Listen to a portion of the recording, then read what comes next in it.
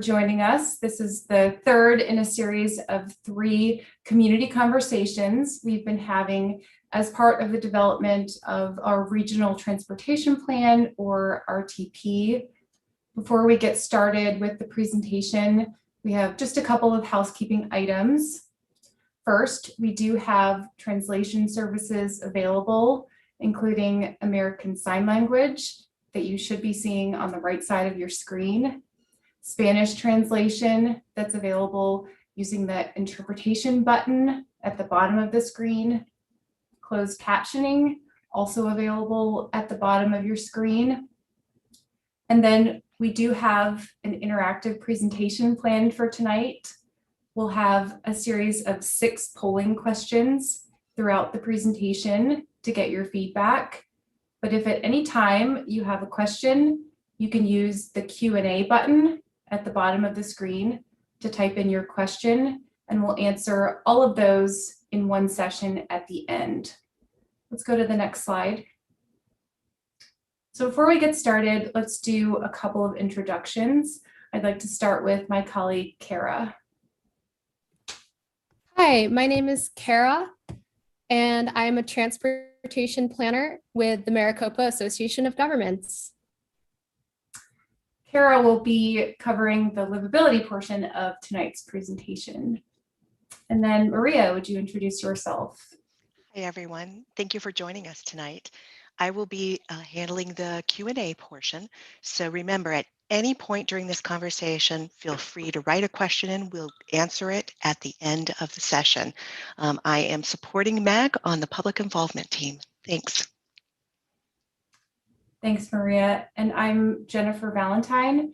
I'm also a transportation planner with MAG, and I'll be leading the prosperity conversation and the remainder of the presentation. Next slide. So we started the process of developing our regional transportation plan a little over 2 years ago with a values mapping exercise that was designed to help us better understand how residents feel about and experience our transportation system, how it affects their quality of life, and how they think it could be improved.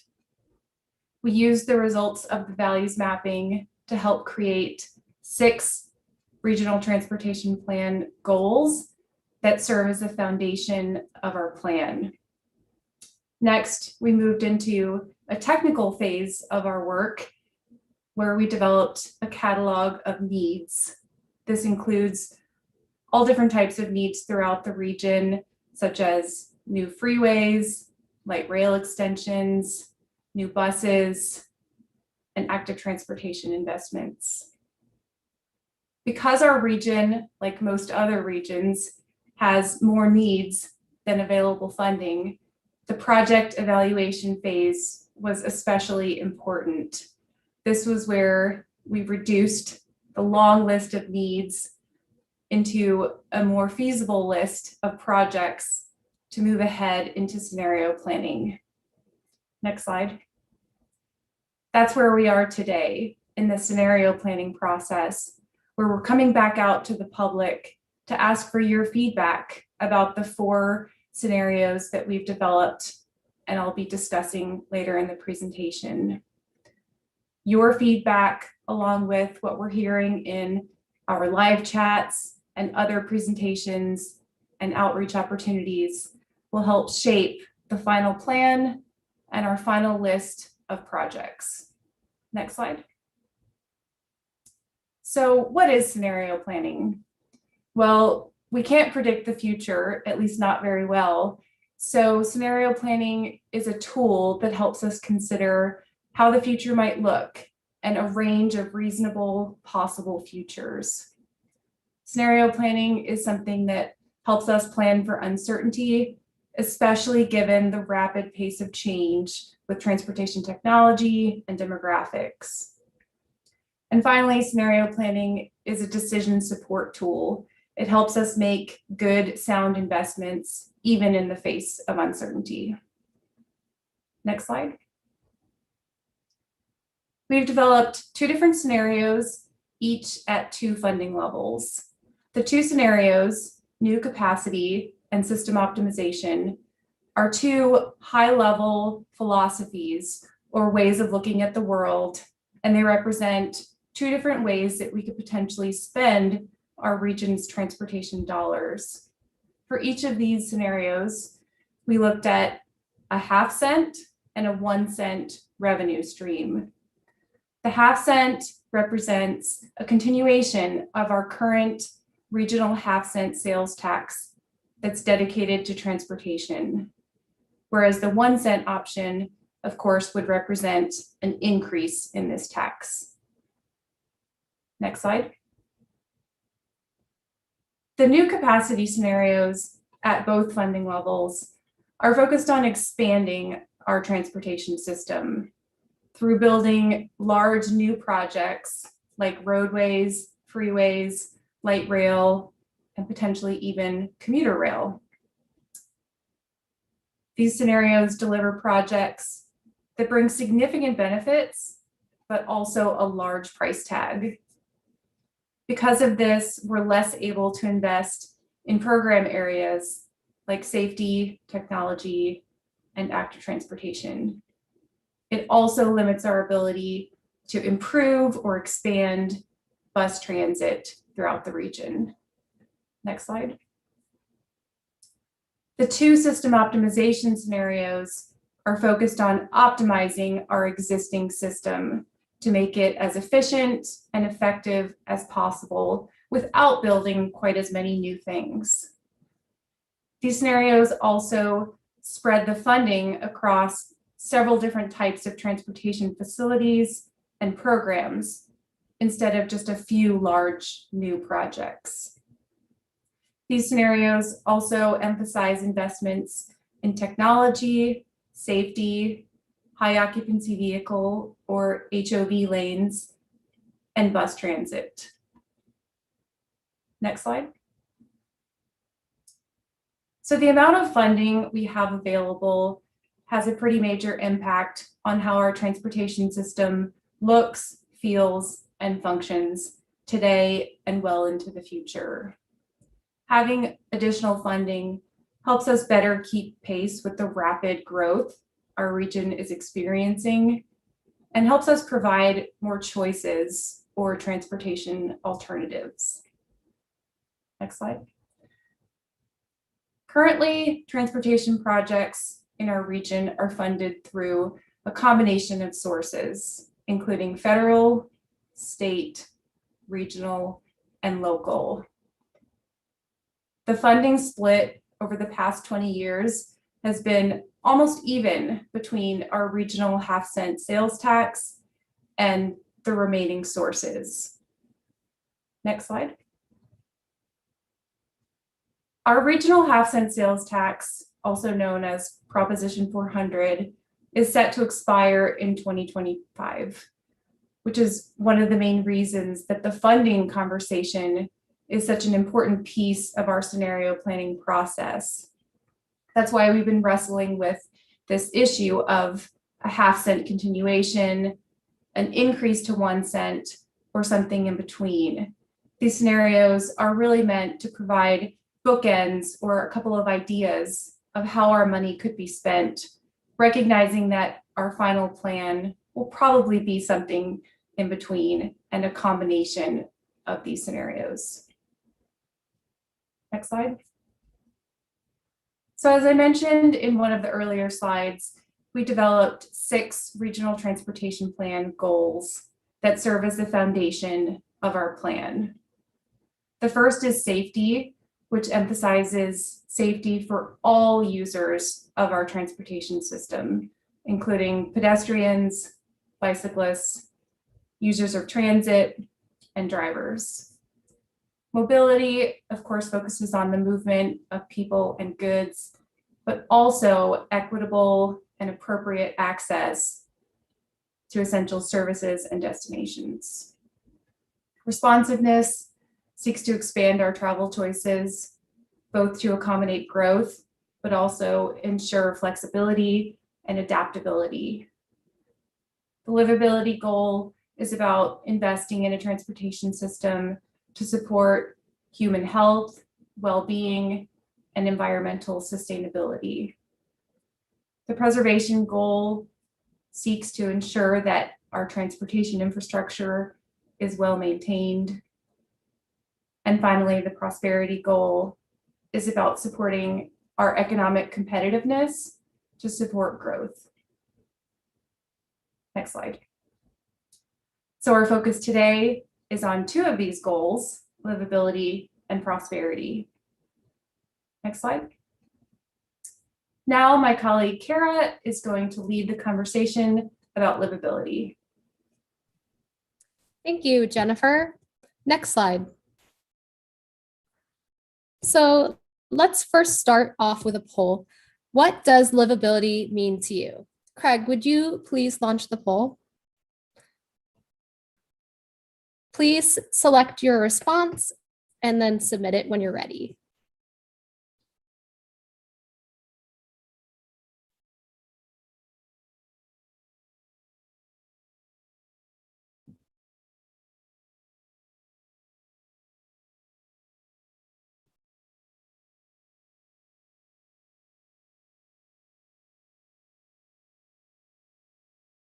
I'll give it a few more moments.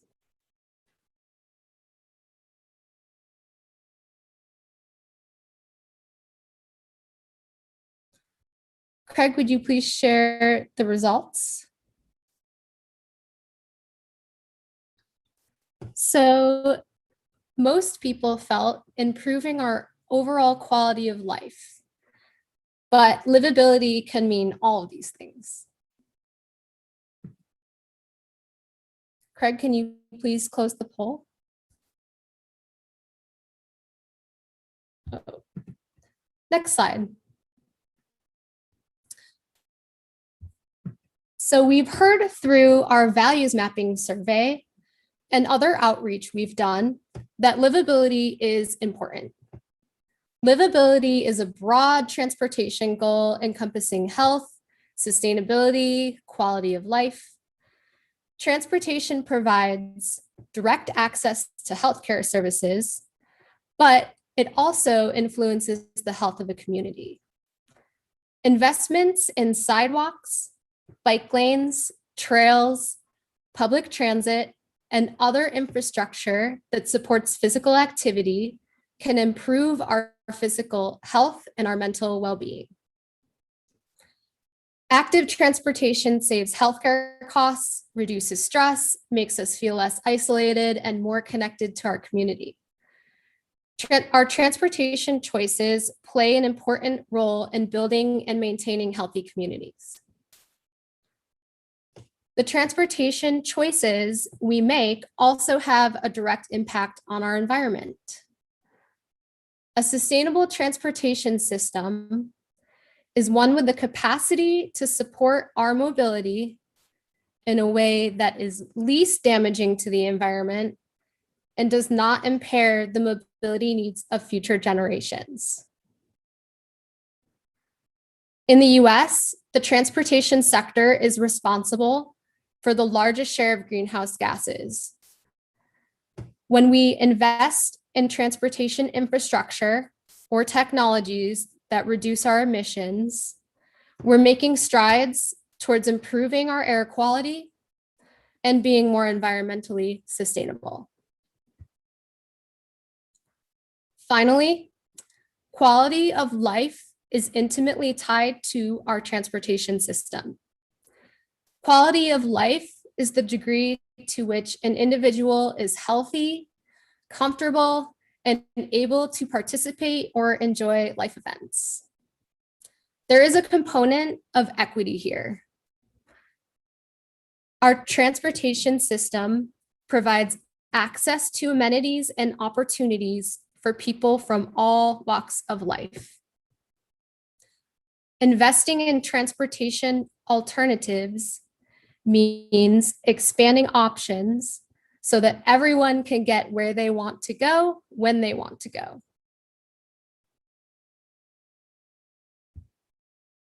Next slide. So how do we measure livability? This is actually really difficult to do because quality of life is subjective. But for the purposes of scenario planning, we looked at active transportation program investments in dollars, vehicle miles traveled, and access to jobs and quality of life amenities. Active transportation program investments are higher in the system optimization scenarios. When we spend less on big capital projects, we are able to invest more in sidewalks, bike lanes, trails, and other program areas. Vehicle miles traveled is a way for us to understand how much people are driving. We assume that when people spend more time in the car, they're spending less time doing other things that are important to them. Also, when people drive more, it can lead to more emissions or energy use, depending on fuel and vehicle type.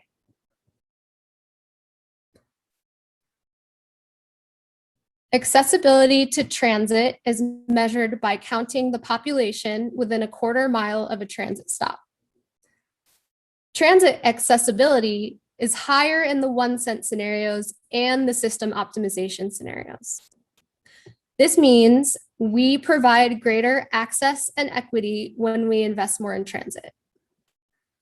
For those without cars, this can be an enormous quality of life improvement. We also looked at accessibility from a driving standpoint. We found that accessibility improved only marginally under the 1 cent scenarios. This is because our roadway network is already built out in many areas, so new facilities will have only minor impacts to accessibility for drivers. Next slide. Many projects and programs have the potential to support our livability goal.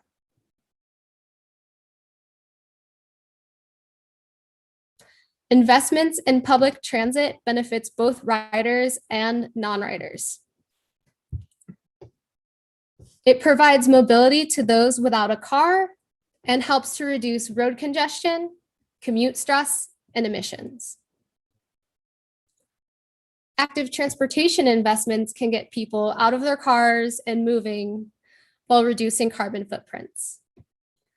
In other words, healthy for you and healthy for the environment. Transportation demand management is how we can manage stress on our transportation system. It allows us to provide more transportation options that are both viable and convenient. Air quality programs invest in strategies that help to improve our air quality. This lowers the health risks associated with breathing in pollution and reduces damage to the environment. Freeway litter, landscape, and sweeping programs keep our transportation infrastructure clean and beautiful. We've heard through our engagement the appreciation residents have for the aesthetics of our freeway system in particular. These programs have enabled this.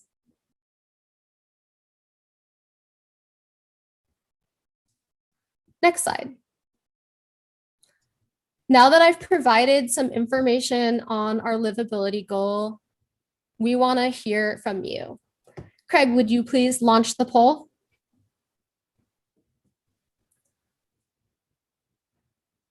What is the greatest livability related challenge facing our region? Please select one. While we recognize that some of these options might appeal to you, we ask that you choose your top one.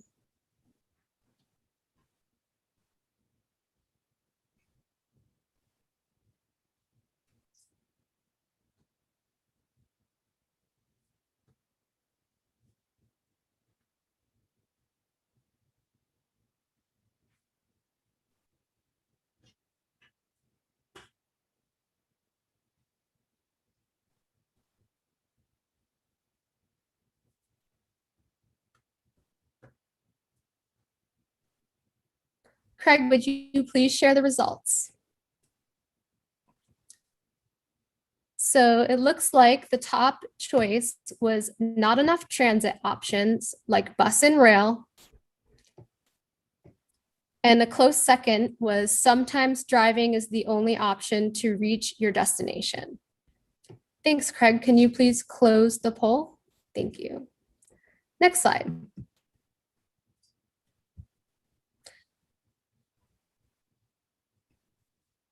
Oh, can you go back one, please? So this is our last livability poll. Craig, would you please launch the poll? Thank you. So we want to know, how can this plan help preserve or improve livability in our region? For this question, you may select more than one option. Please check all that apply to you.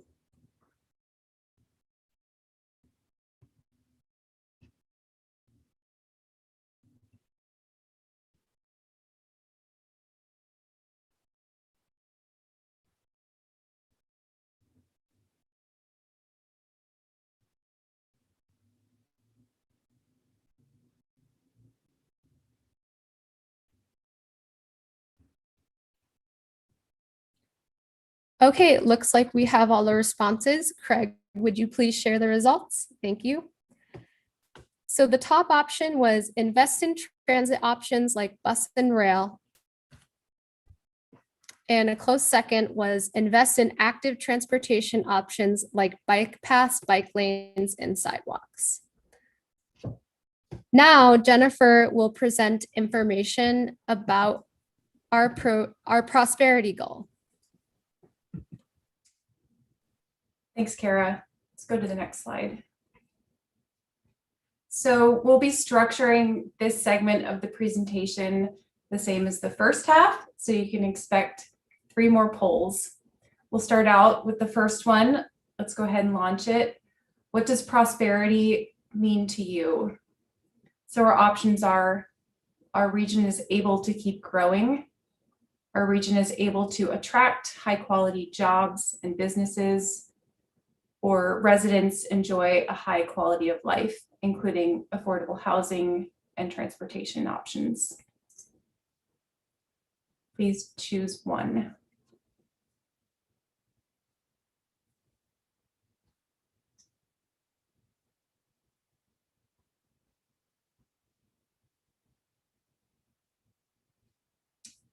Looks like all the votes are in. You guys are quick tonight. Our top choice was the third one. Residents enjoy a high quality of life, including affordable housing and transportation options. Next slide.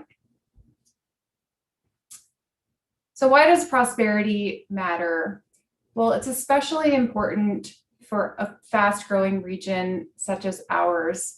Probably many of you have seen or heard news stories about how our region is one of the fastest growing, if not the fastest growing in the country, which brings a lot of opportunities, but also some challenges, especially with our transportation system.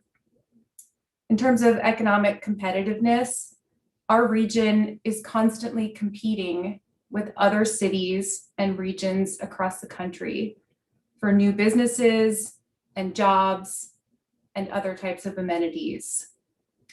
Another interesting news story from the past couple of years was Amazon's search for a second headquarters location, or HQ2. Through that process, I think we all learned a lot more about what large businesses like Amazon and others are looking for when they cite major businesses. Many of those are related to transportation, because transportation impacts the lives of their employees, having options for how to get to work and having a reasonable commute. Employers also look at what their employees want so they can attract and retain those employees. And then finally, our region does seek to attract amenities, whether it's a Whole Foods or a water park, the things that make our quality of life better. As with all of the goal areas, we've heard from people through the We're Listening feature, from the values mapping, the prosperity is important in our region, especially in the face of significant growth. Next slide.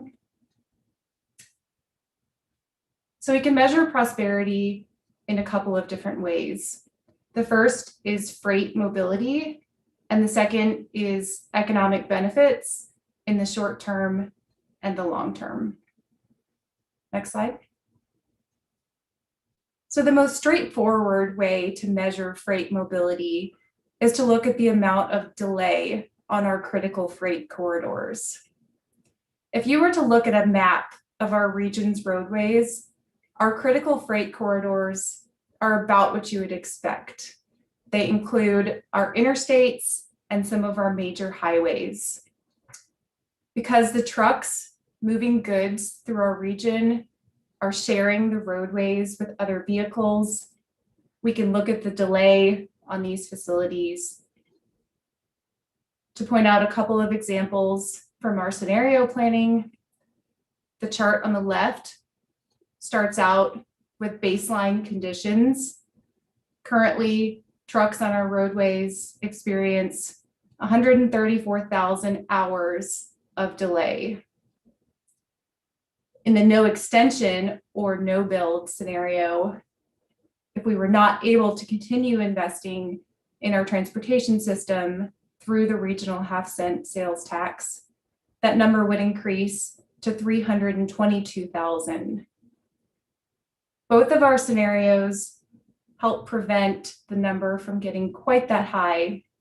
But one of the important takeaways here is that no matter what we do, congestion on our roadways is increasing. The other major takeaway is that the 1 cent scenarios do a slightly better job of mitigating that congestion, and we see slightly less delay on those corridors in the future. Next slide. Economic benefits can be looked at in the short term or the long term.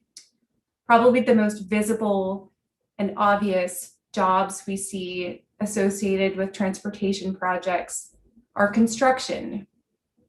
But what people don't sometimes realize is that there's a multiplier effect. People take those paychecks from construction jobs and spend that money, and it gets infused into our economy, whether it's at restaurants or grocery stores or clothing stores. We also see other types of jobs that are more lasting beyond the construction stage. There are technical, consulting, and engineering jobs that go into the design and implementation of projects.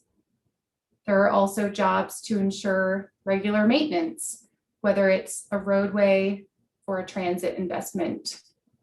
And finally, there are operations jobs, most often associated with transit, things like bus drivers and light rail operators.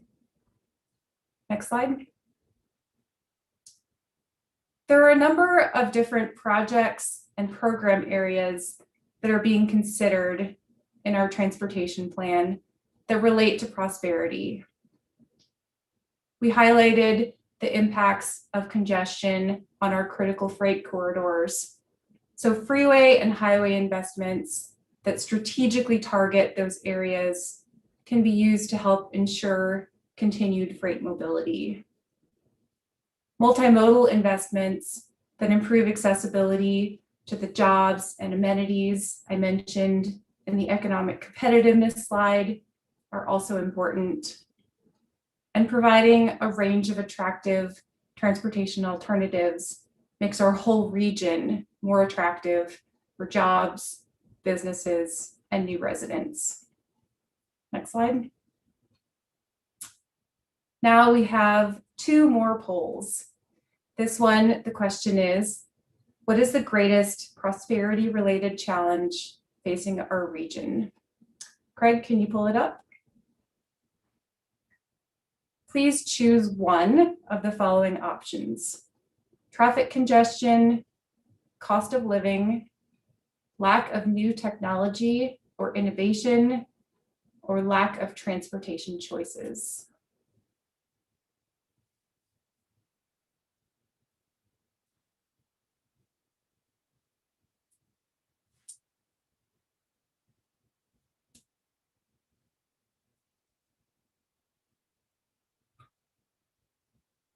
All right, looks like all the votes are in.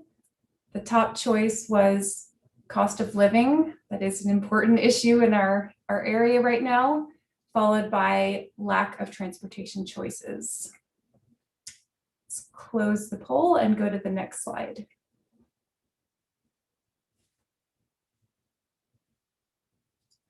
So our final poll is, how can this plan help preserve or improve the prosperity of our region?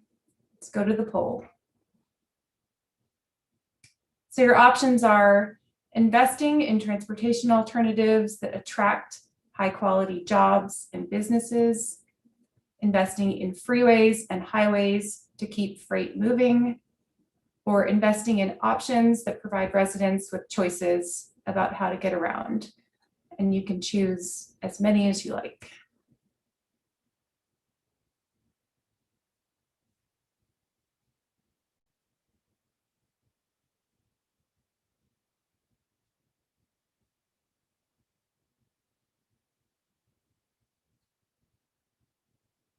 Okay, let's close the poll.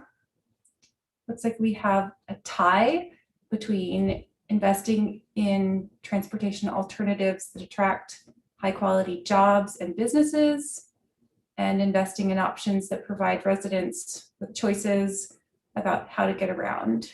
I would say there were no bad answers there. Let's close the poll. Go to the next slide. So that concludes our presentation. We are happy to answer any questions you might have. If you've already entered them in the Q&A, or feel free to continue entering questions at this time. Maria, I'll turn it over to you. Thank you, Jennifer.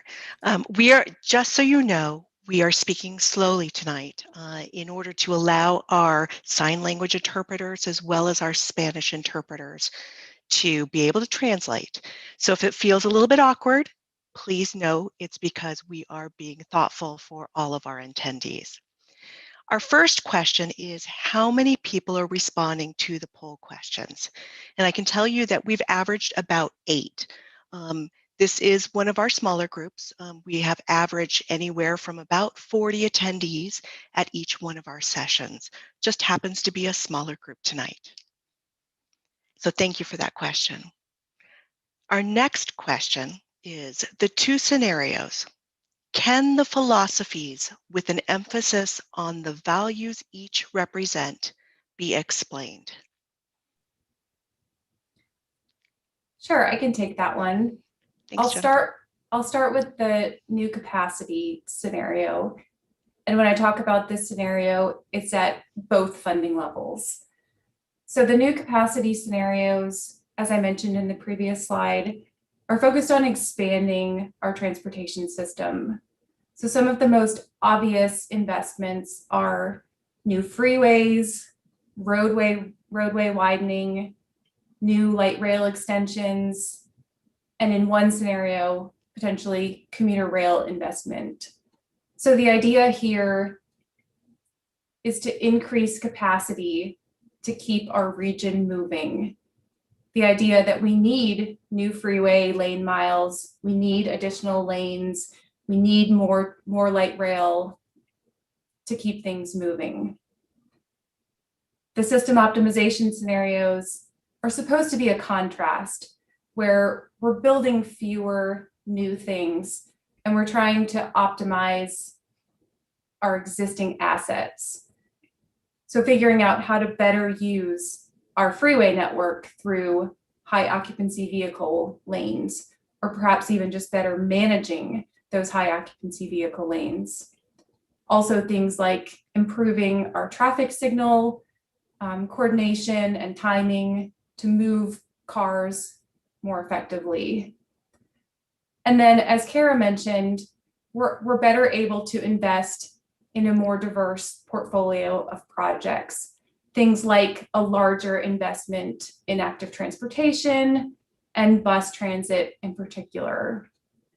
Another major difference is a higher emphasis on light rail in the new capacity scenarios versus bus rapid transit, which is an alternative that's a little bit more flexible, but can still move a lot of people under the system optimization scenarios.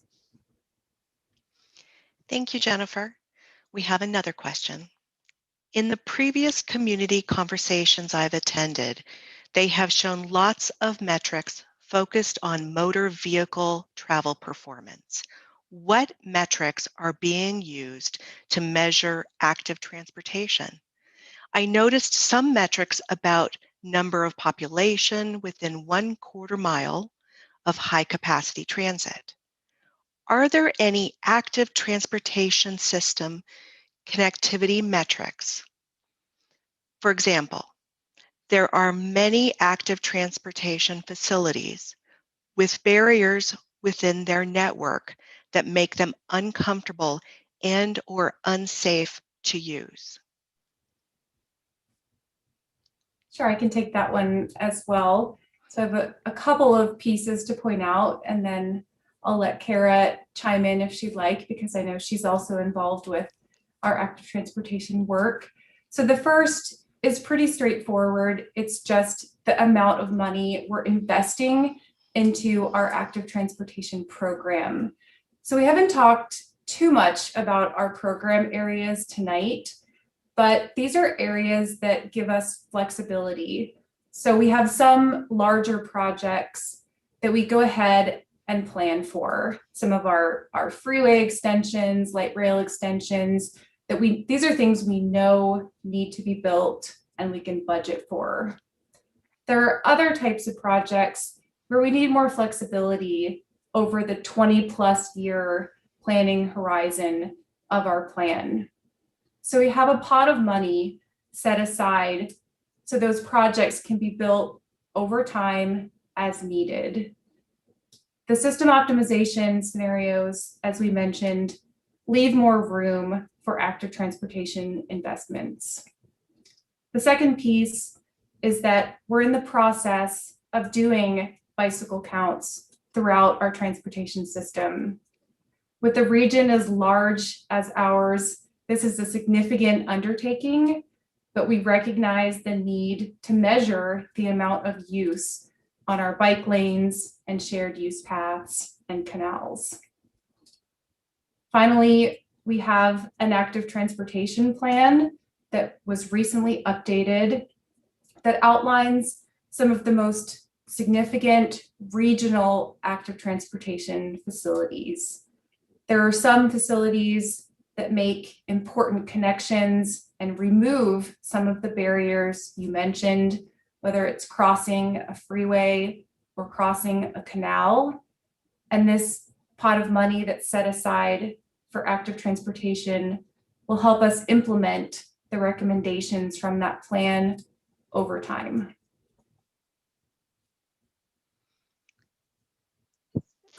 Thank you, Jennifer.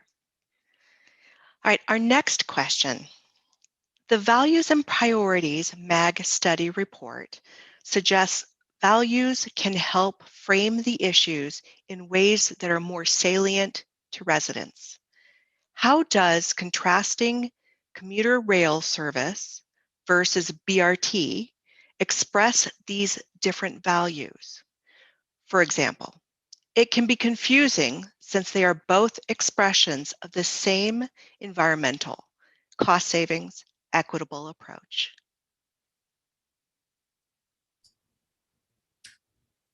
Sure. So this is a great question. I think there are a couple of things to point out. The first is the relative flexibility of different modes, even within transit. So once a rail line has been constructed, it's in the ground and can't easily be repurposed. Whereas investment in bus transit, whether that's BRT or local bus or commuter bus is more flexible. So that's another difference between the new capacity and system optimization scenarios.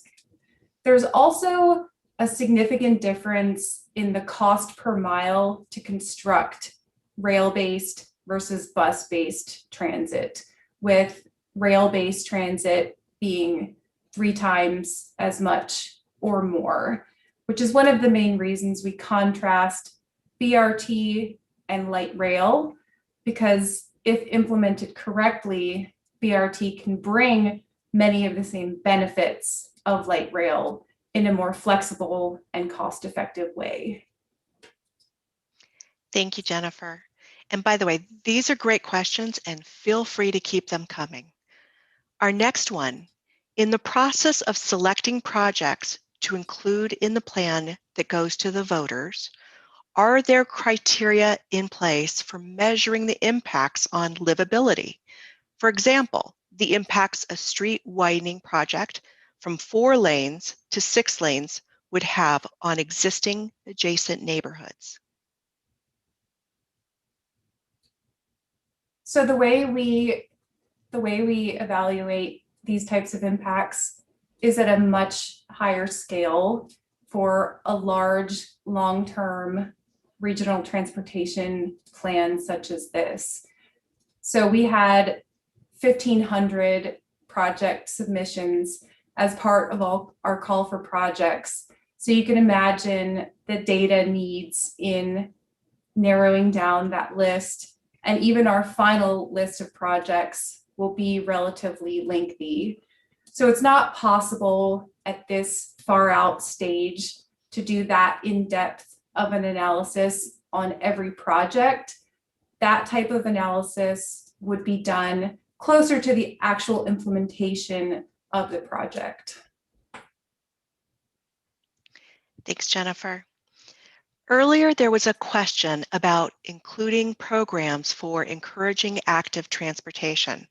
What would those programs look like? I can try this, Jennifer, and then you can add. Please. Okay, so we are considering a potential program in transportation demand management. And this program would include strategies that do encourage mode split, which means getting people out of their cars. And in some cases, that will mean more active modes. So we can employ different strategies and incentives to help people get out of their cars through transportation demand management. In addition, anytime that we fund active transportation infrastructure and start to make it safer and fill in the gaps in the current system, we assume that more people will choose to take this mode. Boy, these are great questions. So thank you, everyone. The next question, would the BRT scenarios imply dedicated lanes? So MAG is just finishing up a regional BRT study that was an important component feeding into the regional transportation plan. Through that study, we developed regional performance and design standards for BRT, along with a map of recommended corridors in the medium and long term. We recognized the importance of something like dedicated lanes in ensuring competitive travel times and reliability, but we also recognized the diversity of the corridors across our region and the fact that it wouldn't be possible to require dedicated lanes on all facilities.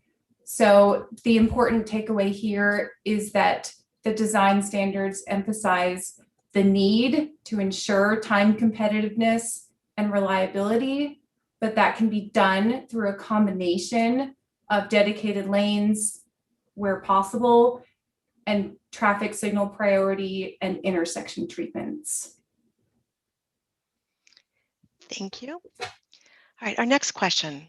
Are there goals for mode split being identified as part of this process? For example, percentage of bike commute, percentage of walk commute, percentage of transit commute, percentage of motor vehicle commute. There are not. All right, our next question. How can I access the list of projects that are on the list being considered? So one of your best resources available is actually highlighted on the screen right now. I'm gonna throw a fun fact at you. Our momentumplan.com that is shown in what is called Atomic Tangerine is a place you can go to see much more information about all 4 of the scenarios, along with an interactive map that shows all of the projects being considered. You can click on a given corridor or project and get more information, and also leave a comment if you have a comment about it. That is available in the upper right-hand corner of the Our Momentum Plan webpage under scenario planning. Did I get that right, Maria? Yes, you did. And who knew that orange could be called atomic tangerine?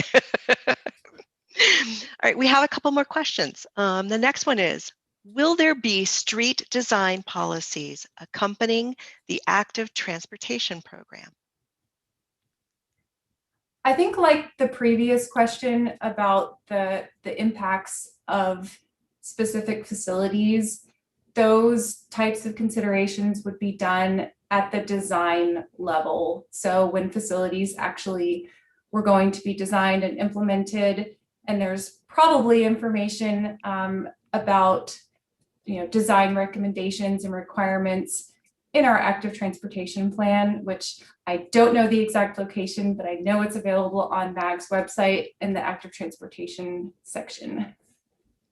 Okay, thank you. All right, the next question. The Values and Priorities MAG study report notes the lowest percentage of participants desired increasing freeway capacity.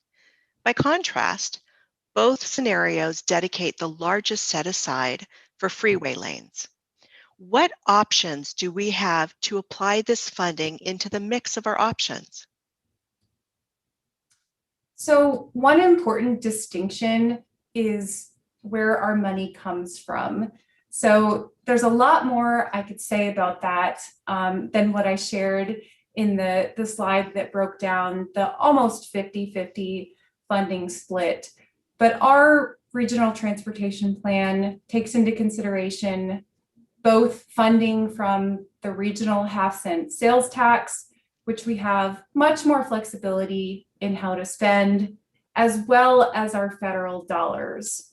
Some of our federal dollars can only be used for freeway or highway projects, for example, while other federal money from the Federal Transit Administration, for example, can only be used for transit projects.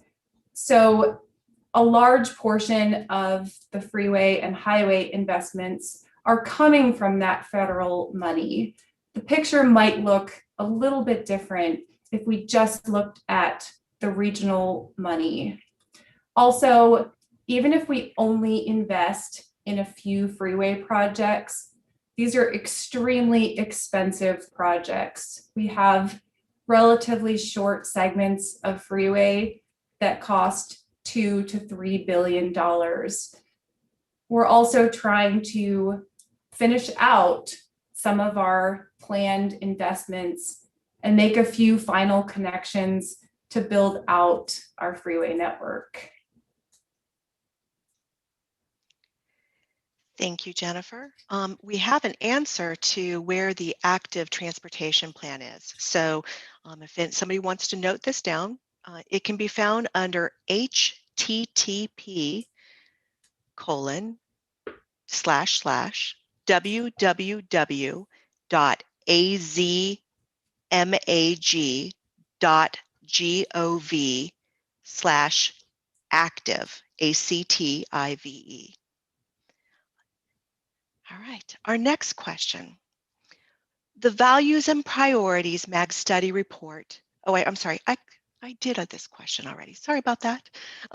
How is public health being incorporated into the plan? Are there any metrics? Sure, I'll start out and then I might let Kara add on. So I'll talk about the metrics piece. So we would love to be able to better measure public health and public health outcomes. It's extremely challenging to do so because of the inability to show cause and effect in many circumstances. So as Kara mentioned earlier, we try to provide choice and safe choices. So by providing protected bike lanes, shared use paths, and sidewalks, we're giving people the opportunity to make those choices if they desire to do so. But it would be challenging to say that if mode share, for example, or some other measure of public health improved or went down, that it was because we built this sidewalk or this bike path.